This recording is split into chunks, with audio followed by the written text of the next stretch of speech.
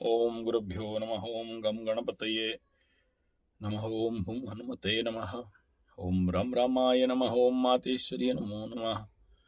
ओम मातृपितृचरण कमलेभ्यो नमो नमः। ओम शांति शांति शांति। हरि ओम श्री गुरुभ्यो नमः।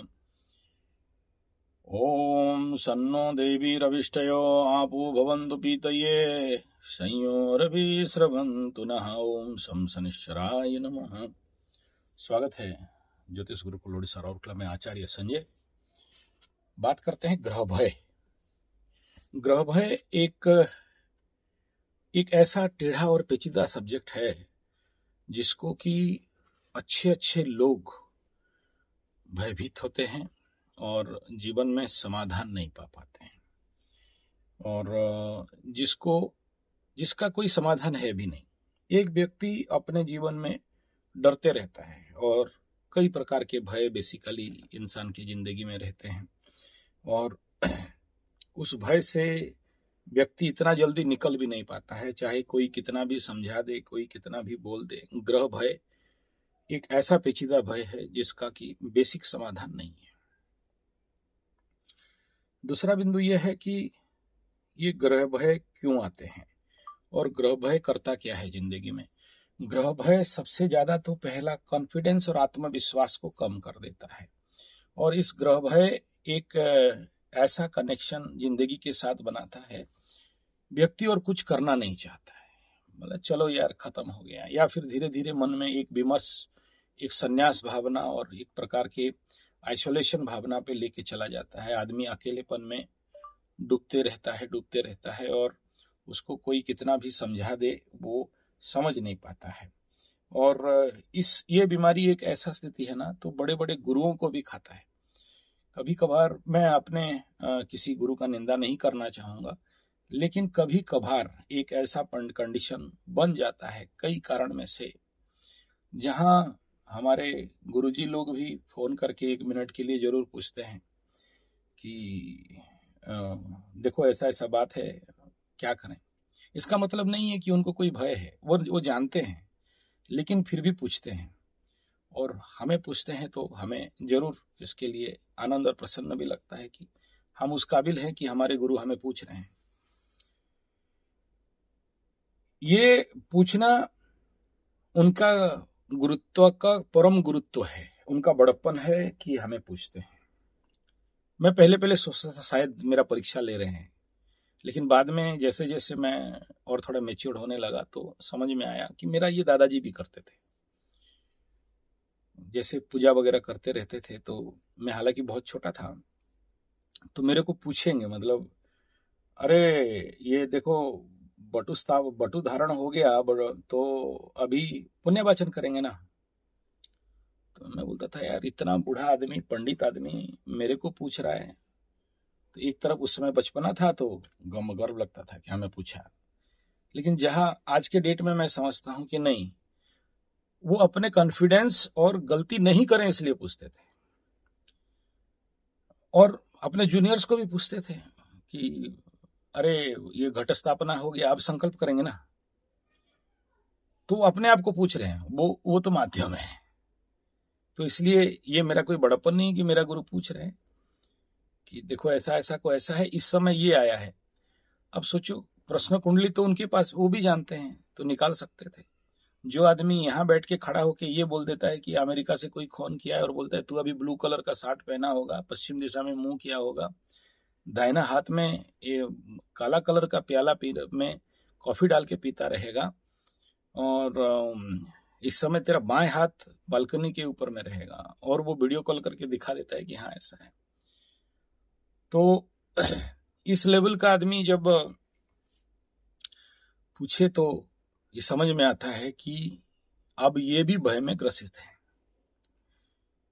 तो कुछ गोचर स्थिति रहता है जो भय क्रिएट करता है।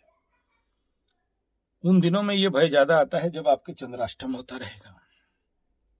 उन दिनों में भय रहता है जनरली जिस दिन चंद्रमा पाप ग्रहों के साथ चलता है,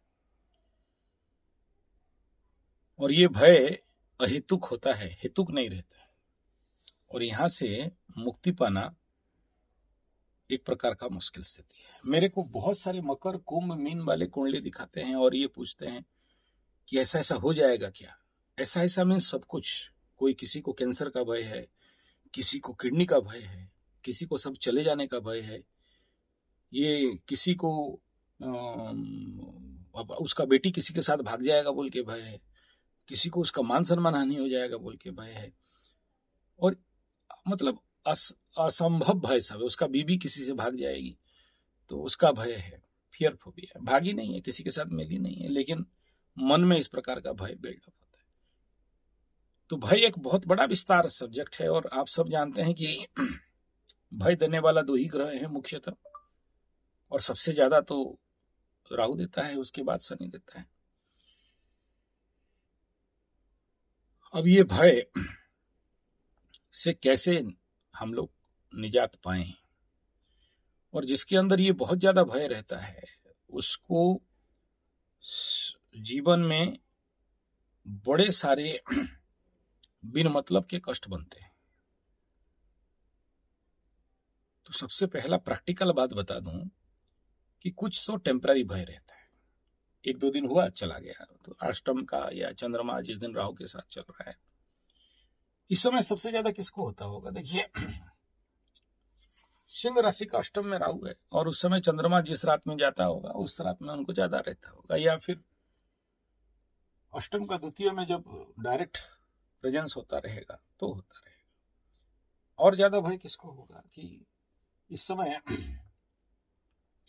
मिथुन राशि का 4-10 का कॉम्बिनेशन यहां पर बनता है, धनु का 4-10 का कॉम्बिनेशन राहु केतु के साथ बन रहा है। तो चतुर्थ मन और इसमें राहु बैठा, घूमते घूमते जिस दिन चंद्रमा यहाँ पहुंचेगा तो इनके अंदर कुछ ज्यादा ही फियर फोबिया बनेगा, लेकिन बोल नहीं सकते किसी को। तो इस प्रकार का बीमारी का कोई रेमेडी है क्या, कोई इलाज है क्या? हाँ, इलाज है, लेकिन इन इलाजों को बेसिक लेवल पे क्या करना चाहिए? सबसे पहला, ग्राहिक मास को जिंदगी से हटाना। अच्छा, दूसरा किसको भय रहता है? जैसे मकर, अभी तो धीरे धीरे निकल चुके हैं, उतना ज्यादा नहीं रहेगा इस समय, ज्यादा कुंभ पे चलता रहेगा, मीन पे चलता रहेगा।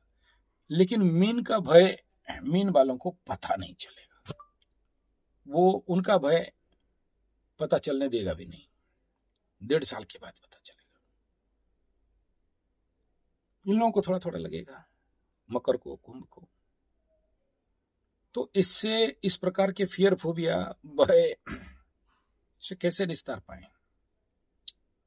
तो उसका तरीका, बहुत से तरीका है। एक तो जो लोग बहुत ज्यादा फियर फोबिया में हैं उनको जरूर चाहिए किसी प्रकार के, हम लोग जैसे शिविर वगैरह कराते हैं, आप लोग भी ऐसे कुछ स्पिरिचुअल शिविर में जाएं। दूसरा ये है, इसका बेस्ट रेमेडी क्या है? इसका बेस्ट रेमेडी है हवन, यज्ञ। और देखिए, यज्ञ में एक सबसे बड़ा विषय क्या रहता है? जैसे अभी रुद्राभिषेक में हमारे यहाँ बहुत सारे लोग आएंगे इस समय, मैक्सिमम मकर कुंभ मीन 7.5 वाले ही आ रहे हैं। तो हम लोग इस प्रकार के जो हवन कराते हैं उसमें फास्टिंग रहना पड़ता है। और फास्टिंग में बहुत सारे लोग बोलते हैं चाय पिएंगे या नहीं। तो सबसे इंपॉर्टेंट पार्ट है, फास्टिंग को सही करिए। चाय पिएंगे या नहीं, कोल्ड ड्रिंक्स पी सकते हैं या नहीं, टोपोकन पी सकते हैं या नहीं, गधा पी सकते हैं या नहीं, घोड़ा पी सकते हैं या नहीं। नहीं यार, कुछ भी नहीं, कोई माफी नहीं है। देखो, अगर सही में ईमानदारी से अगर आपके जीवन में कुछ महत्तम ग्रह शांति इत्यादि कराना चाहते हो और अच्छा फल प्राप्त करना चाहते हो, जीवन में उत्तर उन्नति चाहते हो, रुद्राभिषेक में आते हो, ग्रह शांति में आते हो, अभी जैसे हम लोगों का यज्ञ चल रहा है, 2 वीडियो में दिया हूं, देख लीजिएगा। बहुत सारे लोग अभी आए हुए हैं और हवन चल रहा है। आप लोग भी जो लोग उड़ीसा के आसपास वाले हो या झारखंड, हमारे से 3 घंटा, टाटा 3 घंटा, रांची 3 घंटा, संबलपुर झारसुगुड़ा 3 घंटा, रायगढ़ छत्तीसगढ़ 4 घंटा का रास्ता है, बंगाल का बॉर्डर 3-4 घंटा का रास्ता है by train and by road. आप लोग आ सकते हो। अभी और 4 दिन यज्ञ बाकी है। आज तो जल ग्रहण हुआ, और अभिषेक इत्यादि हो गया। कल से हवन चालू होगा, उसका भी वीडियो मैं दूंगा। और आप में से जो लोग इस यज्ञ में थोड़ा बहुत भी, कोई जिसका इच्छा है, जबरदस्त किसी को नहीं मांग रहे हैं भीख चंदा, मेरा धंधा नहीं है, चंदा में है गलत है धंधा, गले में पड़ता है फंदा। और मैं किसी को मांगता नहीं हूँ, आज तक मेरा रिकॉर्ड भी नहीं है, और ना ही आप लोगों को कह रहा हूँ कि पैसा दोगे तो होगा, नहीं, कोई बात नहीं, अपने नाम गोत्र भी भेज दोगे तो भी महासंकल्प कर देंगे।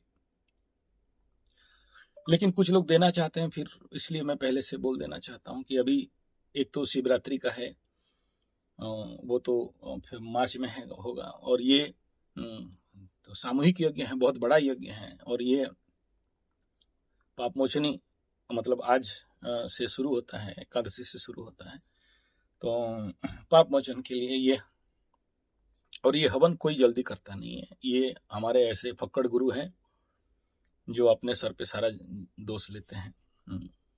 इस प्रकार का यज्ञ आप नहीं देखोगे तो विश्वास नहीं कर सकते हो, इसको मुंह में बोलना बेकार बात है। मेरे जैसे आदमी 5 दिन टाइम देता है वहां, तो कुछ तो एनर्जी मिलता है। तो आप लोग जो लोग इंटरेस्टेड हैं, ऐसे किसी को जबरदस्ती नहीं है, दे देना। तो चलिए हम लोग अपने विषय पे आते हैं। तो ग्राहिक एनर्जी जब तक घटेगा नहीं, तब तक इस प्रकार के फियर फोबिया से बाहर निकल नहीं सकते। और इसका सबसे बेस्ट तरीका तो मात्र यही है कि आपके शरीर में, आपके मन में, आपके चंद्रमा, आपके राशि, आपके लग्न, आपके केंद्र त्रिकोण, अगर कोई भी planet excessive negative planet, excessive पाप क्रूर ग्रह बहुत ज्यादा ऊर्जा ऐसे दे रहा हो, रिलीज डाउन करना, तो उसका तरीका क्या है? फास्टिंग सबसे बेस्ट है। और मैं फास्टिंग का बड़े लंबे खुद भी करता था, करता हूं आज भी। और नेचुरोपैथी तो सीधा सीधा लंघनम परमम बलम मंगमम परम औषधम कहा गया है। उपवास चिकित्सा नेचुरोपैथी में सबसे ज्यादा मानते हैं, और आध्यात्मिक में सब एक तरफ, और एकादशी व्रत एक तरफ, और 24 एकादशी का तो बहुत मान्यता दिया गया 12 महीना में। और बाकी जितने सारे, जैसे शिवरात्रि में इत्यादि में भी व्रत उपवास बताया गया है। व्रत में करता क्या है? व्रत एक नेचुरल ऑपरेशन है, व्रत एक नेचुरल सर्जरी है, जो आपके सेल सिस्टम को जाके ओके कराता है।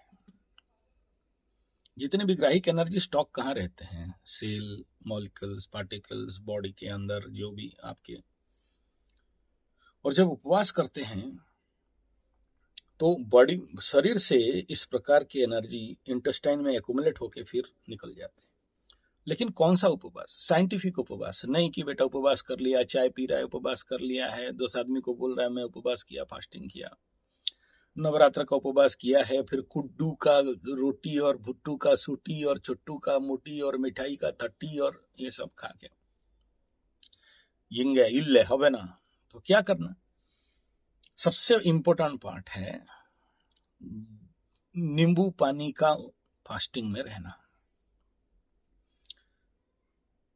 देखिए आज के डेट में कोई भी ठेला का फल लेते हैं, जो बाजार में मिलता है, जो सेव, एप्पल, अंगूर, मौसमी, संतरे, केले, ये जितने हैं, इससे बड़ा जहर तो धरती में कुछ नहीं है आज के डेट में। अगर आपके फार्म हाउस से निकले और आप ऑर्गेनिक फार्मिंग कर रहे हो, अलग बात है, जैसे हम लोग करते हैं, वो अलग बात है। लेकिन आप बाजार से खरीद के लेके खाओ, जहर का बाप खाते हो, बीमारी ठीक क्या होगा? बीमारी और बढ़ेगा। भात रोटी तो खाना नहीं है। तो अब दूसरा कि उपवास लंघनम क्यों कर रहे हो? शरीर के नेगेटिव बल को काटने के लिए। तो इसमें ओनली नींबू पानी, नींबू पानी, नींबू पानी, नींबू की शिकंजी, बस। बहुत ज्यादा हुआ तो हनी, बहुत ज्यादा हुआ तो गुड़ का पानी। वो डिफरेंट व्यक्ति के नाड़ी पकड़ के हम लोग करवाते हैं। और बड़े उपवास, 7 दिन उपवास, 9 दिन उपवास, 21 दिन उपवास। सबसे, मैं जिंदगी में सबसे ज्यादा दिन देखा हूँ 42 दिन का उपवास। हमारे जेपी सर, जयप्रकाश सर आज शरीर में नहीं है, सूर्या बॉल्ब एंड ट्यूब का कंपनी के मालिक, जो हमारे गुरु हुए, बनिया गुरु। और उससे पहले गांधी जी करते थे, नेचुरोपैथी के फादर ऑफ नेचुरोपैथी थे वो। उनको तो देखे नहीं, पढ़े हैं उनके बारे में, नेचुरोपैथी के बारे में। तो आयुर्वेद में भी और एस्ट्रोलॉजी में भी और हमारे धर्म और आध्यात्मिक में भी और नेचुरोपैथी में भी उपवास को बहुत मान्यता दिया गया है। लेकिन गलत उपाय से उपवास करना मैं देखा हूं बहुत सारे लोगों को फायदा की जगह में नुकसान मिलता है। उपवास के दिन एनिमा लेके पहले पेट साफ करना चाहिए, उसके बाद नींबू के पानी में रहना चाहिए। बहुत ज्यादा प्रॉब्लम नहीं संभाल सकते हो तो डाब, पोइडो मीन्स कच्चा नारियल का पानी, इसको ज्यादा मात्रा में धीरे धीरे करके, वो भी कॉन्सेंट्रेट नहीं, पानी मिला के सिर्फ करके पीना है। उपवास, उप माने निकट, वास माने रहना, अपने पास रहना। उपवास के दिन मोबाइल एकदम चलेगा नहीं, सब कुछ बंद रहेगा। और मेरे जैसे पागल हो तो कुछ वीडियो अगर पब्लिश करना है कर दीजिए, क्योंकि मेरे को हर एक चैनल में पब्लिश करना होता है एक एक वीडियो, कहीं पर शॉर्ट कहीं पर बड़ा। उसके बाद फेंक दीजिए मोबाइल और अपने में आनंद में रहना है, अकेले में योग निद्रा करते रहना है। इस कंडीशन पे उभाड़ एक बड़ा फैक्टर रहता है, तो उभाड़ आ सकता है। उभाड़ को कंट्रोल कर पाना, उभाड़ मैनेजमेंट कर पाना बड़ा जरूरी रहता है। अब ये उभाड़ क्या है इसके बारे में किसी और दिन लंबा बात करेंगे। नेक्स्ट, इस क्षेत्र में इस उपवास के समय हवन, और तीसरा है इसमें अभिषेकम। अगर एकादशी कर रहे हो तो विष्णु अभिषेक, और अगर ये शिव चतुर्दशी शिवरात्रि का कर रहे हो तो रुद्राभिषेक, इस प्रकार के करना है। और इसमें इंपॉर्टेंट पार्ट रहता है स्नान, बड़ा आवश्यक चीज रहता है, तो इसे करना चाहिए।